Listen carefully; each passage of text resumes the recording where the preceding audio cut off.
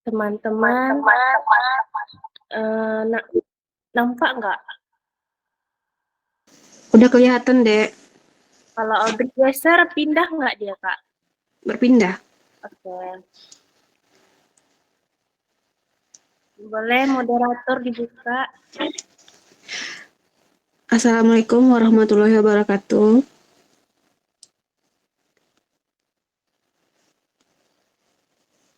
Perkenalkan, kami dari kelompok 6 akan mempresentasikan makalah yang PPT yang berjudul Usaha-usaha Kesehatan dalam Masyarakat Bidang Biostatistik dan Kependudukan.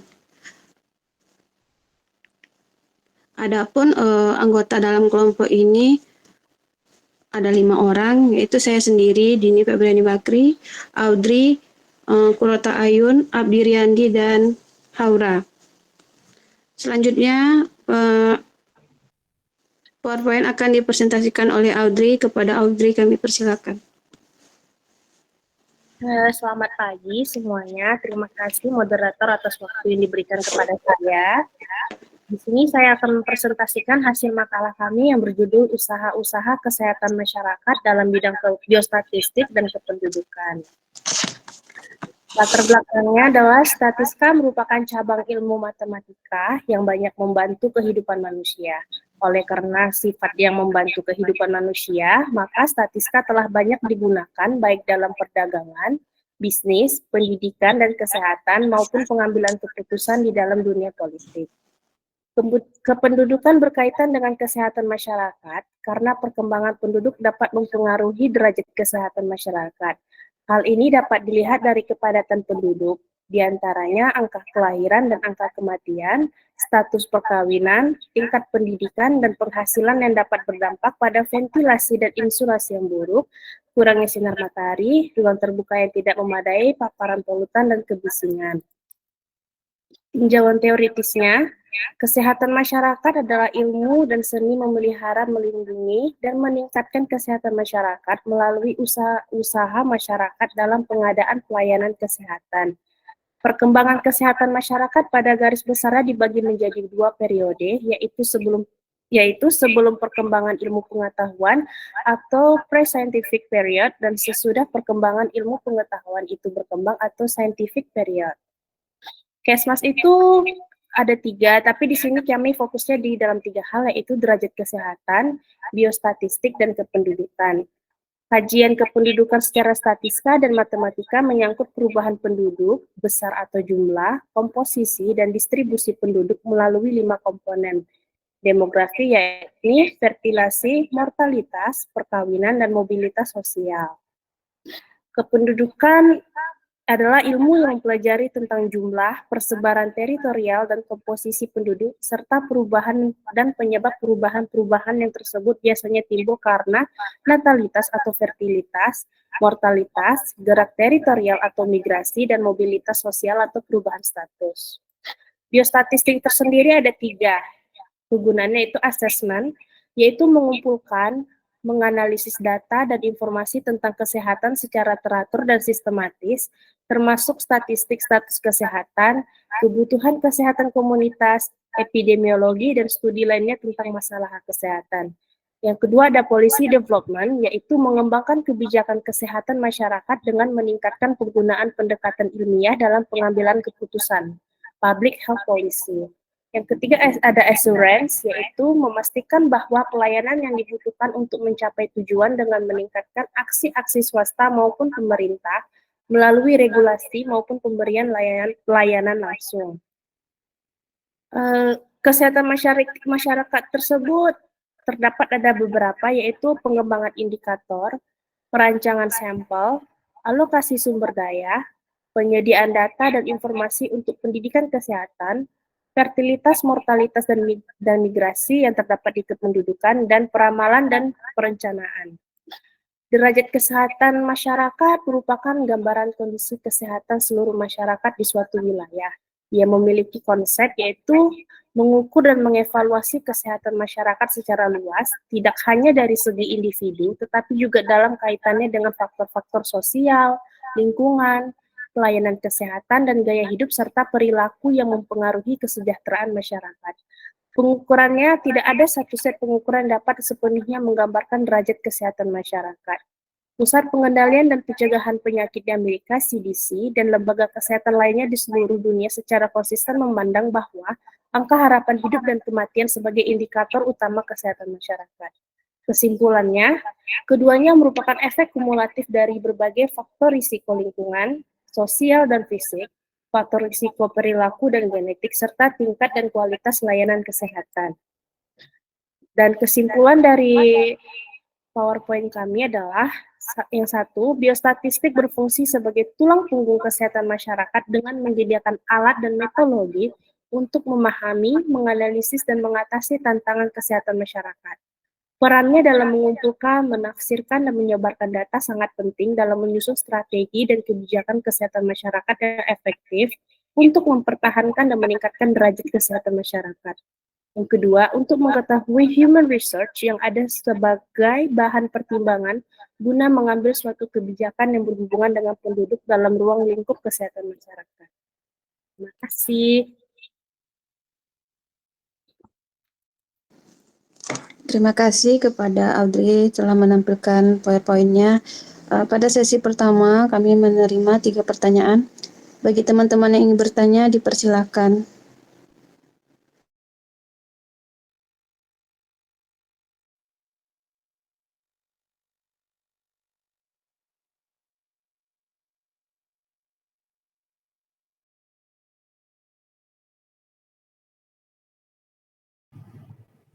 Izin bertanya,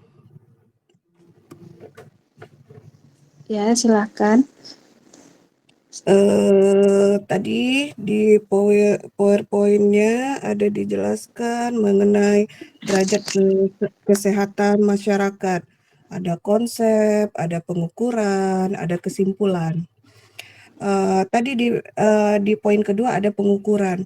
Kenapa derajat kesehatan masyarakat itu perlu diukur? Seberapa pentingkah sehingga harus diukur?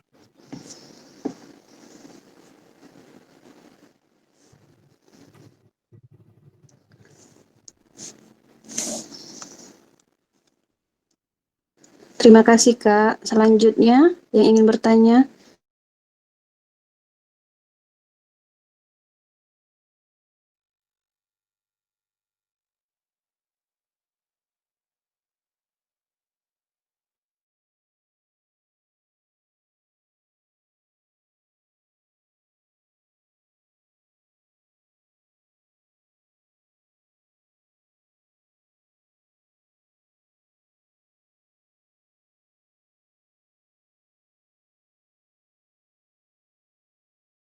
Kak, tadi nanyanya dari kelompok mana ya, Kak? Dari kelompok 1 atas nama Laila Hayati.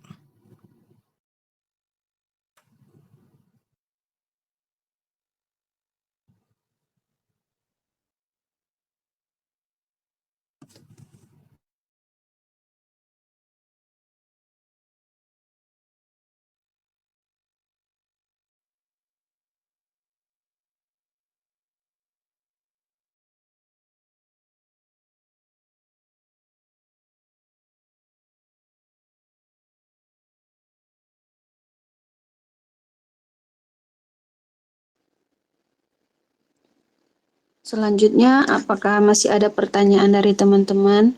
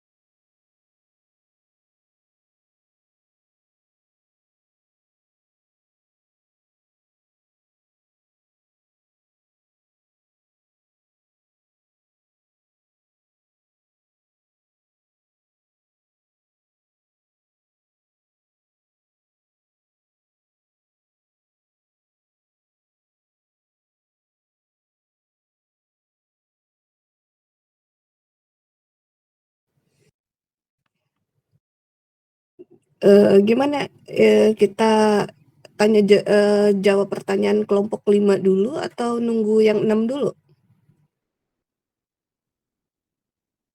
Jawab kelompok 5, Kak.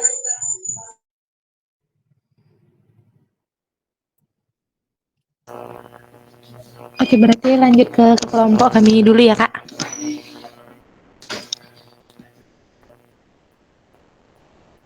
Halo? Ya, halo.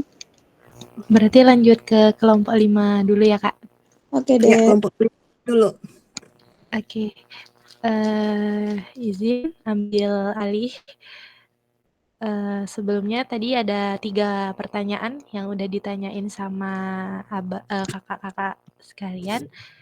Izin kami dari kelompok 5 untuk menjawab pertanyaan-pertanyaannya. Pertanyaan pertama yang dari Kak Dini tadi ya, Kak, tentang yang epidemiologi yang penyakit menular dan cara penanganannya. Mungkin jawaban pertama akan dijawab sama rekan kami, Kak Mutia. Silakan Kak Mutia.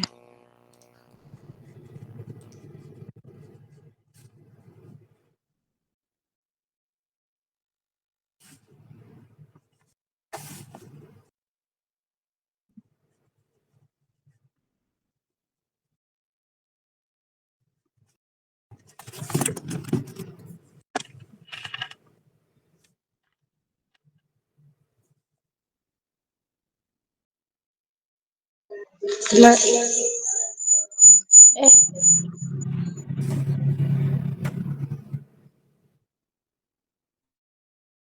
eh, teman-teman, nanti di akhir sesi kita on cam semua ya untuk absen.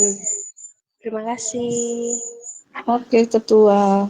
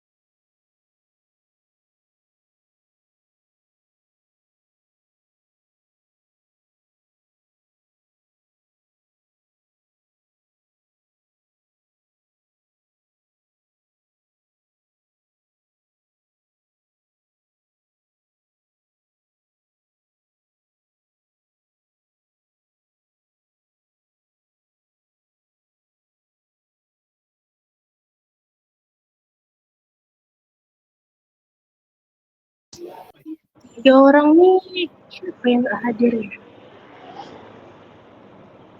Izin Ketua, mau jawab pertanyaan Ketua. Oh iya Bang, lanjut Bang. Izin menjawab pertanyaan dari Kak Dini.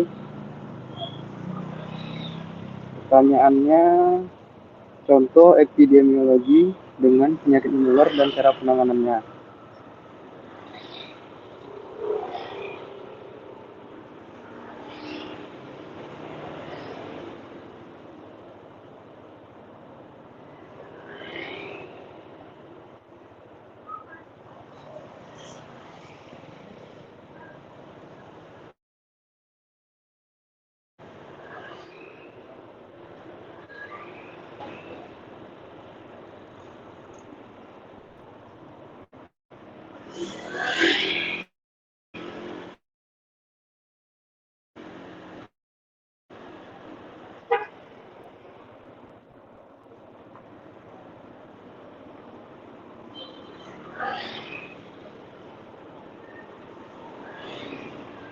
Contoh penyakit menular yaitu penyakit campak. Penyakit ini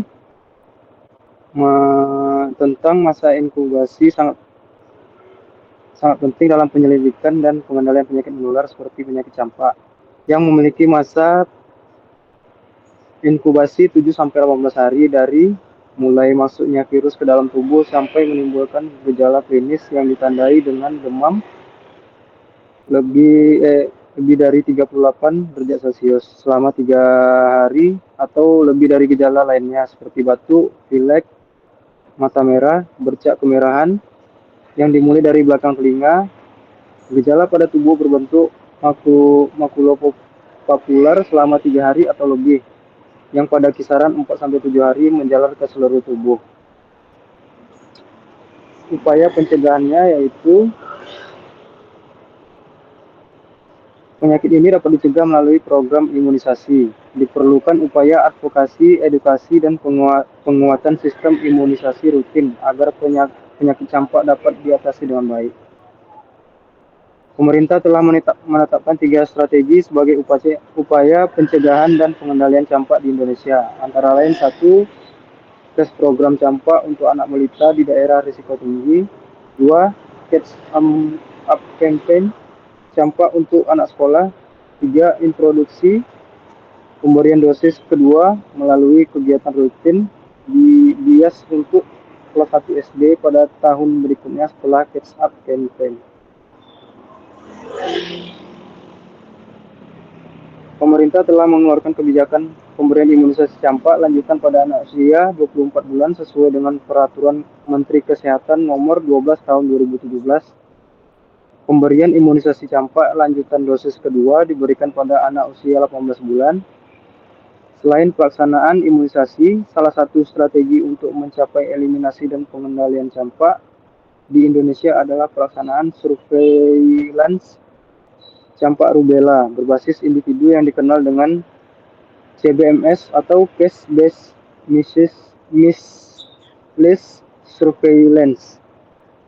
Pelaksanaan surveillance ini jika ditemukan setiap satu kasus gejala dengan gejala demam, ras atau bintik merah pada tubuh disertai salah satu gejala atau lebih batuk, pilek, mata merah, maka diambil spesimen darah atau serum.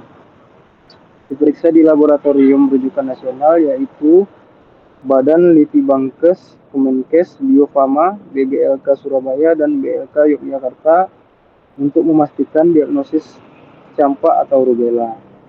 Terima kasih. Apakah jelas? Sudah jelas Kak Dini dengan jawabannya? Terima kasih, Dek. Sudah jelas. Sama Kak. Udah cukup ya Kak Dini? Cukup, Dek. Oke, makasih Kak Dini dan Bang Rafki. Untuk pertanyaan selanjutnya, pertanyaan kedua tadi dari Kak Nurhemi ya, yang akan dijawab sama Kak Mutia. Silakan Kak Mutia. Saya akan menjawab pertanyaan dari Kak Nurhemi. Kegunaan dari epidemiologi itu terdiri dari yang pertama mengidentifikasi masalah kesehatan masyarakat, yang kedua mengetahui faktor kuasa seperti faktor-faktor yang mempengaruhi derajat kesehatan dan yang menyebabkan terjadinya penyakit, yang ketiga mengetahui riwayat alamiah penyakit, yang keempat mendeskripsikan status kesehatan masyarakat, yang kelima menyediakan data yang diperlukan untuk membuat perencanaan kesehatan dan pengambilan keputusan, yang keenam mengembangkan metodologi untuk menganalisis keadaan suatu penyakit, dan yang terakhir mengevaluasi hasil intervensi. Adapun konsep penyebab penyakitnya yang terdiri dari yang pertama pejamu. Faktor pejamu itu yaitu manusia atau makhluk hidup lainnya yang menjadi tempat terjadinya proses alamiah perkembangan penyakit. Yang kedua penyebab. Penyebab itu terdiri dari penyebab primer dan penyebab sekunder. Penyebab primer itu termasuk ke dalam faktor biologis, faktor fisik, faktor kimiawi, faktor sosial, dan faktor psikologis. Kalau penyebab sekunder itu yaitu unsur pembantu atau penambah yang menyebabkan penyebab primer dapat menimbulkan penyakit. Dan yang terakhir lingkungan. Lingkungan terdiri dari lingkungan biologis, misalnya kepadatan penduduk, flora, dan fauna. Yang kedua, lingkungan fisik meliputi tanah, air, udara, iklim, keadaan geografi, dan topografi. Dan yang terakhir, sosial ekonomi dan budaya yang meliputi mata pencarian, status ekonomi, kepadatan sistem pelayanan kesehatan, agama, adat istiadat, dan perilaku. Sekian jawaban dari saya. Terima kasih.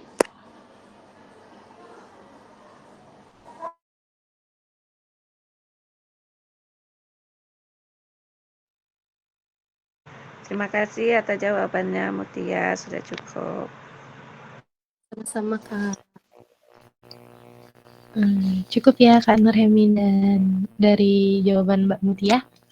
Iya, sudah cukup. Terima kasih. Oke, baik Kak. Lanjut ke pertanyaan yang ketiga, pertanyaannya Kak Laila.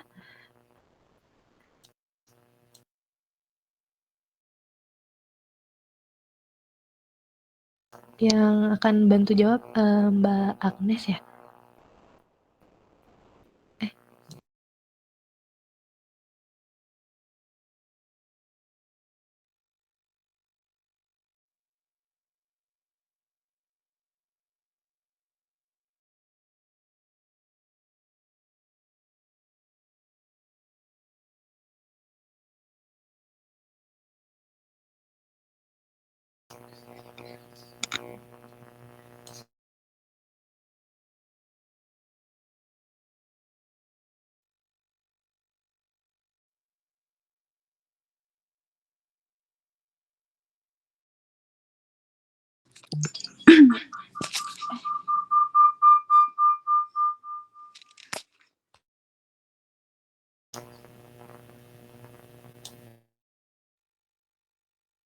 Baik, saya akan mencoba menjawab pertanyaan dari Kak Laila.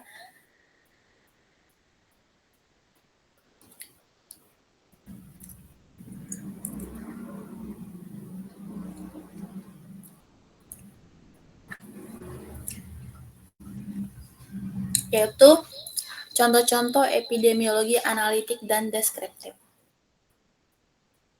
Adapun contoh-contoh epidemiologi analitik adalah yang pertama, menyelidiki hubungan antara dukungan pengawas minum obat dengan kesembuhan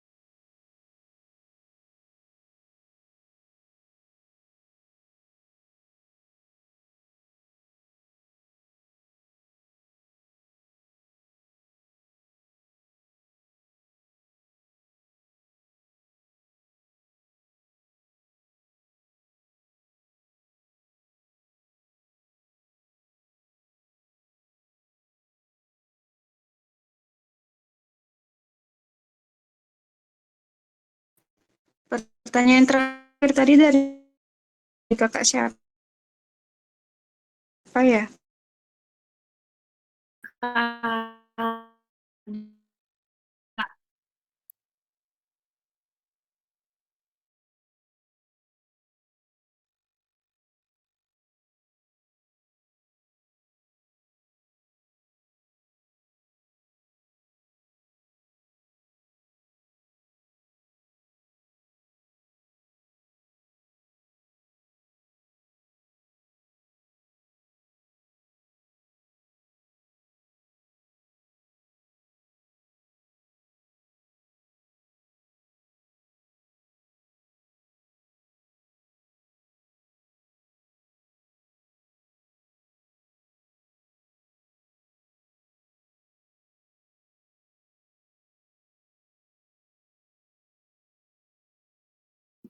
Untuk pertanyaan Kak Dian, Audrey mau jawab.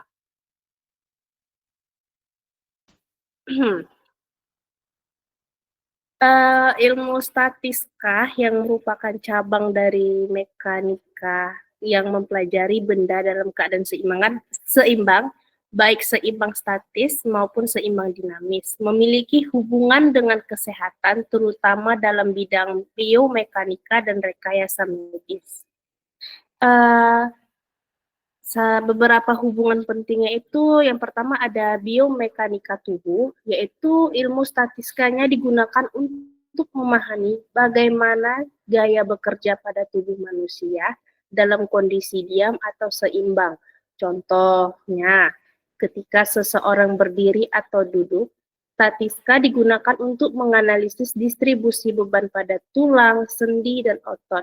Ini penting dalam fisioterapi dan rehabilitasi untuk memastikan postur tubuh yang benar dan mengurangi risiko cedera.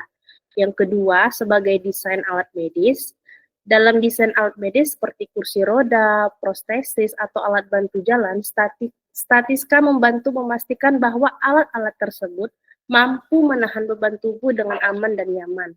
Analisis gaya juga penting dalam desain implan tulang atau sendi buatan. Yang ketiga ada ergonomi dan kesehatan kerja. Statistika digunakan dalam desain tempat kerja yang ergonomis yang bertujuan mengurangi stres fisik pada tubuh.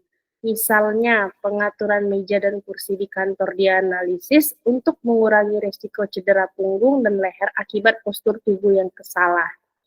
Yang keempat yaitu cedera dan pemulihan. Statistika membantu dalam menganalisis penyebab cedera otot, tulang, atau sendi, serta merancang rencana pemulihan dalam rehabilitas pasca cedera. Fisioterapi sering menggunakan prinsip statistika untuk memastikan bahwa beban tubuh didistribusikan dengan benar selama latihan rehabilitasi. Yang kelima adalah pengukuran kekuatan otot dan tulang. Dalam uji klinis atau penilaian kondisi pasien, statistika digunakan untuk mengukur gaya yang bekerja pada tulang dan sendi, sehingga membantu dalam diagnosis atau evaluasi kondisi medis seperti osteoporosis atau artritis. Jadi, ilmu statistika berperan dalam pemahaman dan penerapan mekanika tubuh yang mendukung diagnosis, perawatan, dan desain alat-alat medis yang meningkatkan kesehatan dan kesejahteraan masyarakat. Terima kasih. Itu untuk jawaban dari pertanyaan Kak Dian. Apakah dapat dipahami, Kak?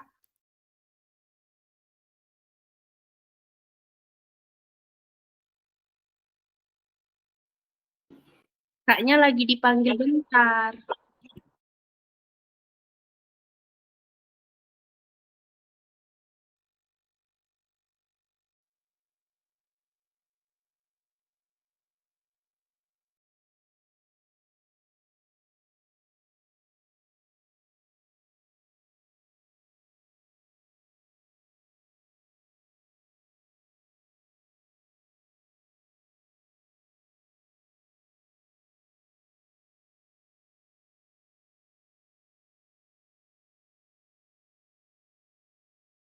Bagaimana Kak Dian Ayu? Kakaknya lagi dipanggil bentar tuh, Kak. Tadi udah ngechat Audrey. Oke, Dek.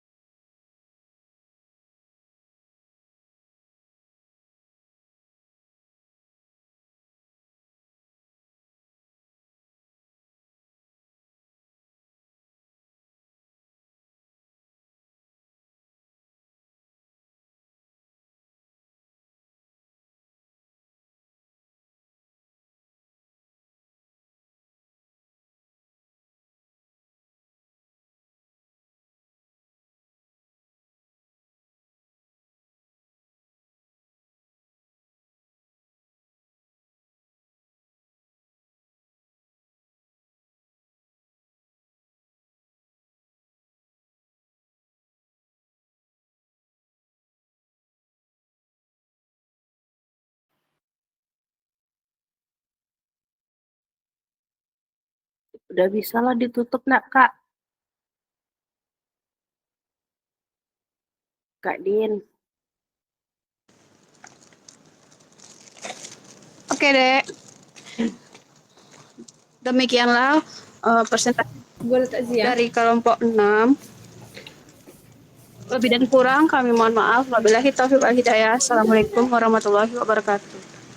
Waalaikumsalam warahmatullahi wabarakatuh.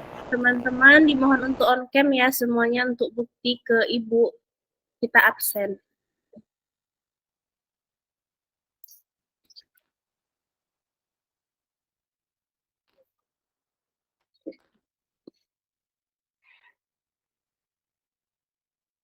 Kai.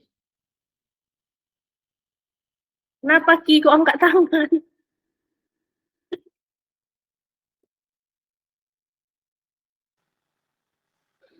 On cam semua ya. Kok lemah?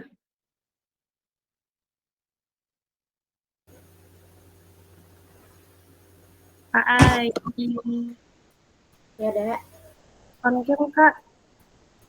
Masih banyak nih yang belum buka kamera. Ya makanya. Kayak mana menggesernya ini? Ini yang timbar pagi yang mana ya? Oke. Fitri, Dian Ayu belum buka, Dek. Kak, Dian lagi ada itu. iya Kak Dian.